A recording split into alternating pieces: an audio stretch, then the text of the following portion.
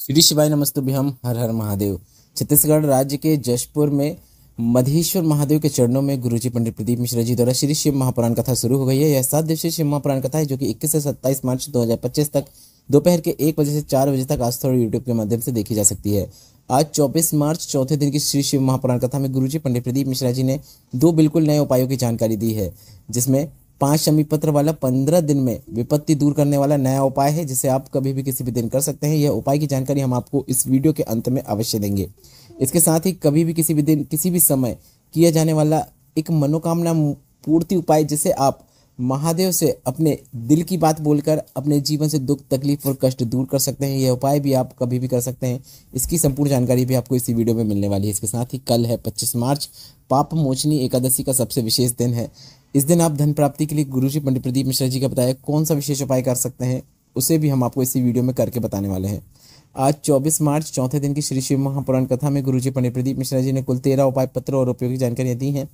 सभी की जानकारी आपको इस वीडियो के माध्यम से मिलने वाली है। अगर किन्हीं कारणवश आपने आज की कथा नहीं सुन पाई है तो पूरी कथा का रास्ता तो आपको इस छोटे से वीडियो से प्राप्त होने वाला है। कल के वीडियो में हमने आपसे एक प्रश्न किया था कि वर्ष में कितनी नवरात्र आती हैं, तो इसका सही उत्तर है 4। जिन्होंने सही उत्तर दिया उनके नाम आप स्क्रीन पर देख सकते हैं। आज के वीडियो का प्रश्न इस प्रकार है, चैत्र नवरात्र किस पक्ष में आती है? आपके ऑप्शन है कृष्ण पक्ष, शुक्ल पक्ष। जिन्हें सही उत्तर पता है वे अपना उत्तर कमेंट बॉक्स में अभी टाइप कर सकते हैं। सही उत्तर देने वाले का नाम हम आपको कल के वीडियो में जरूर बताएंगे। बढ़ते हैं आज की कथा की पहली विशेष जानकारी की ओर। कथा शुरू होते ही गुरुजी ने कहा, अगर कोई कहे कि शिव पुराण कथा में जाने पर बहुत धन मिल जाएगा, वैभव मिल जाएगा, तो ऐसा बिल्कुल भी नहीं है, बल्कि शिव महापुराण कथा आपके हृदय में शांति का अनुभव कराती है और कथा सुनने वाले की झोलियां महादेव खुशियों से भर देते हैं। बढ़ते हैं कथा की दूसरी विशेष जानकारी की ओर। कल से सीहोर कुबेरश्वर धाम से फ्री रुद्राक्ष वितरण शुरू हो जाएगा, जो कि जनवरी 2026 तक चलने की उम्मीद है। रुद्राक्ष वितरण का जो समय रहेगा वह सुबह 10 बजे से शाम के 5 बजे तक रहने वाला है। आप स्वयं लाइन में लगकर अपने लिए एक रुद्राक्ष प्राप्त कर सकते हैं, जिसके लिए आपको किसी को भी कोई राशि देने की आवश्यकता नहीं है। बढ़ते हैं आज की कथा की तीसरी विशेष जानकारी की ओर। रेखा जी पत्र लेकर आई, जिसमें उन्होंने लिखा, हमारी गाय 9 महीने पहले गुम गई थी। परिवार के लोग हंसते थे, बोलते थे सीहोर वाले महाराज पर दम है तो गाय को ढूंढ के बताओ। मैंने शिवलिंग पर एक बेलपत्र अर्पित करना शुरू किया, आसन लगाकर आपकी कथा सुनना शुरू किया। भोलेनाथ से निवेदन किया कि गाय का दूध आप पर ही अर्पित करूंगी, गाय ढूंढना भी आपको ही है। इतने दिनों बाद वापस गाय मिल गई है, उसी का आभार व्यक्त करने हम कथा पंडाल में आए हैं।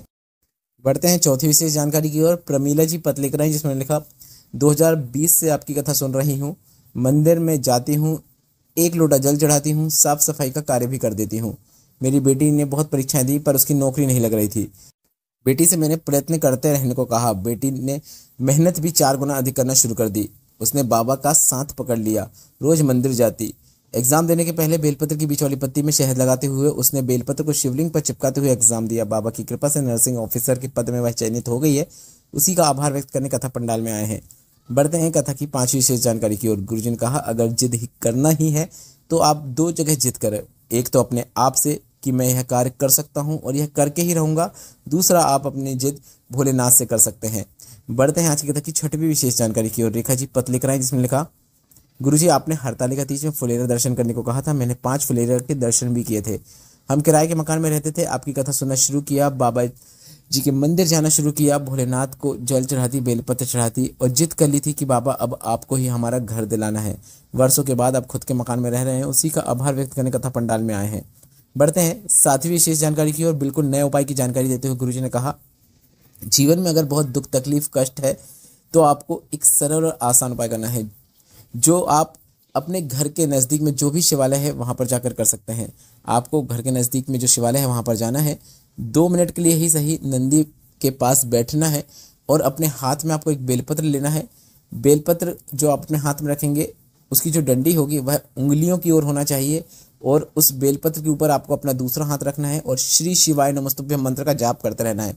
2 मिनट तक कीजिए या फिर 108 बार श्री शिवाय नमस्तुभ्यम मंत्र का जाप कीजिए। इसके बाद इस बेलपत्र को आपको शिवलिंग के ऊपर अर्पित कर देना है। बेलपत्र को शिवलिंग के ऊपर इस प्रकार से अर्पित करें कि बेलपत्र की जो डंडी होती है वह जलाधारी की ओर होना चाहिए। बस इतना ही करना है। मात्र इतना कर देने से जीवन में जितने भी दुख तकलीफ कष्ट हैं वह दूर हो जाते हैं। आपको भोलेनाथ से कुछ बोलने की भी आवश्यकता नहीं है, बस आप बेलपत्र को हाथ में रखते हुए श्री शिवाय नमस्तुभ्यम बोलते हैं तो उतने में ही भोलेनाथ सब समझ जाते हैं।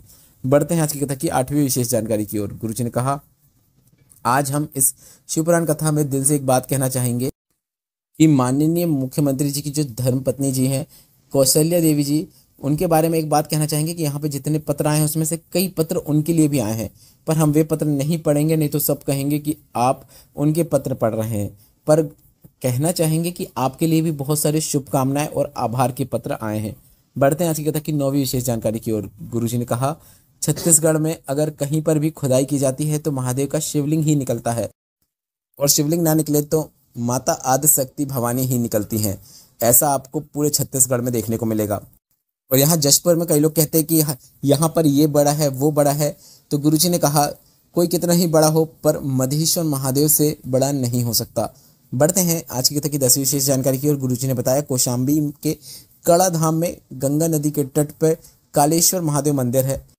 महाभारत काल में धर्मराज युधिष्ठिर द्वारा यह स्थापित किया गया था। उन्होंने अज्ञातवास के दौरान इसे स्थापित किया था और इसका पूजन अर्चन किया था।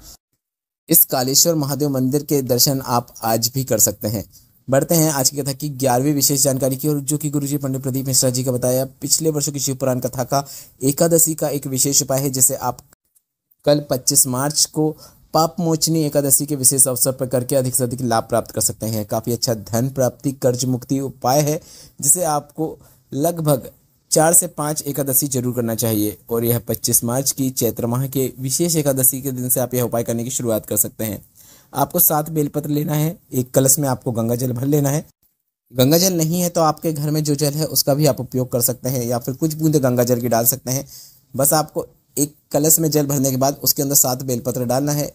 जल कलश का पूरा जल आपको नंदी भगवान के उठे हुए चरणों पर अर्पित कर देना है। बेलपत्र जो रहेगी उसे एक एक करके शिवलिंग के ऊपर श्री शिवाय नमस्तुभ्यम बोलते हुए अर्पित कर देना है। जहां से बैठकर बेलपत्र अर्पित कर रहे हैं, बेलपत्र की डंडी आपके विपरीत ओर होना चाहिए। इस प्रकार आपको इस बात का ध्यान रखना है। यह काफी अच्छा धन प्राप्ति उपाय है, बस इतना ही करना है। इसे करने के बाद आप श्री शिवाय नमस्तुभ्यम बोल के अपनी कामना भोलेनाथ से बोल सकते हैं, और कामना बोलने के बाद एक बार और श्री शिवाय नमस्तुभ्यम बोल सकते हैं। 4 से 5 एकादशी करके देखिएगा, आप जिस क्षेत्र में प्रयत्न करेंगे आपको सफलता मिलेगी और घर में धन प्राप्ति के जो योग बनना शुरू हो जाएंगे।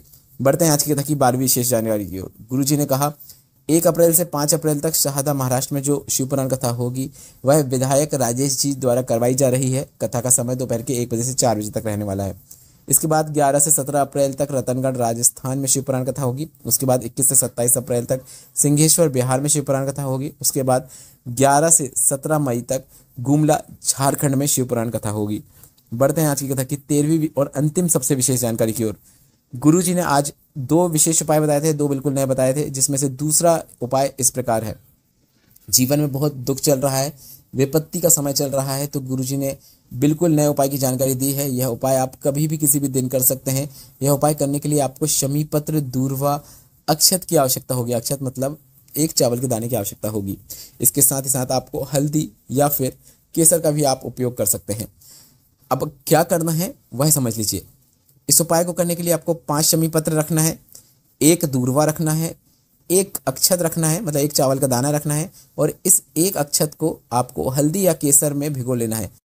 आपके पास अगर हल्दी है तो उसमें भिगो के उसे पीला कर सकते हैं। अगर अष्टगंध चंदन है तो उसमें भिगोकर आप उसे पीला कर सकते हैं, मतलब चावल के दाने को आपको पीला करना है। इसके बाद आपको बेलपत्र के वृक्ष के नीचे जाना है। वहां पर आपको पार्थिव शिवलिंग का निर्माण करना है। अगर पार्थिव शिवलिंग का निर्माण ना कर पाए तो गोल लिंग नुमा आकृति उसी बेलपत्र के वृक्ष के नीचे की मिट्टी का उपयोग करते हुए कर सकते हैं। अगर मिट्टी नहीं है तो आप अपने पास से मिट्टी ले जा सकते हैं और वहां पर गोल लिंगनुमा आकृति या फिर पार्थिव शिवलिंग का निर्माण कर सकते हैं। इसके बाद उसका पूजन अर्चन करना है, और सबसे पहले आपको 5 शमी पत्र अर्पित करना है। इसके बाद 1 दूर्वा अर्पित करना है, और उसके बाद 1 चावल का दाना आपको अर्पित कर देना है। सभी चीजें अर्पित करने के बाद आप जल का उपयोग करते हुए वहीं पर विसर्जन भी कर दें। गुरुजी ने कहा, ज्यादा इंतजार करने की जरूरत नहीं है, सिर्फ 15 दिनों में दुख कटता जरूर है, यह निश्चितता है। यह काफी अच्छा विशेष उपाय है, जिसे आप कल मतलब 25 मार्च को चैत्र की एकादशी के दिन भी कर सकते हैं। गुरुजी पंडित प्रदीप मिश्रा जी बताया, यह उपाय आप कभी भी किसी भी दिन कर सकते हैं और अपने जीवन से दुख तकलीफ और कष्टों को दूर कर सकते हैं। इस वीडियो में बताई गई जानकारी से संबंधित कोई प्रश्न है तो वे आप कमेंट बॉक्स के जरिए पूछ सकते हैं। आपके लिए एक व्हाट्सएप चैनल बनाया है जिसमें हम रोजाना की तिथियों की जानकारी के साथ साथ सूर्य उदय और सूर्य अस्त के समय की जानकारी भी देते हैं, और कई ऐसे उपाय बताते हैं जो हम वीडियो के माध्यम से नहीं बता पाते हैं। तो इसलिए आप व्हाट्सएप चैनल को एक बार जरूर देख लें। व्हाट्सएप चैनल की लिंक कमेंट बॉक्स में पिन कर दी है, जिसमें टच करके आप हमें व्हाट्सएप में फॉलो कर सकते हैं, जो कि बिल्कुल फ्री है।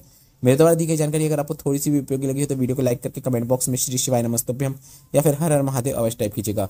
श्री शिवाय नमस्तुभ्यम, हर हर महादेव।